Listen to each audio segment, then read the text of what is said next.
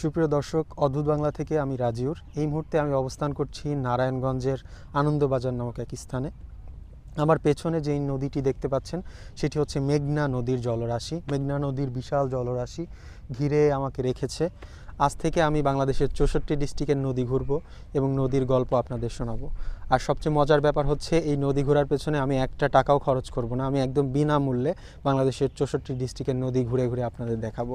এজন্য আপনারা সবাই অদ্ভুত বাংলায় থাকবেন। আজকে মূলত ভিডিও করার পারপাসই হচ্ছে যে নদী নিয়ে কাজ করব, আপনাদের সেটা জানান দেই। এবং আমাদের সাথে থাকলে প্রত্যেক দিন নদী নিয়ে ভিডিও পাবেন এবং নদীর সাথে যে মানুষের সম্পর্ক, নদীর পাশের মানুষ কেমন জীবনকে যাপন করছে, কেমন জীবন তাদের।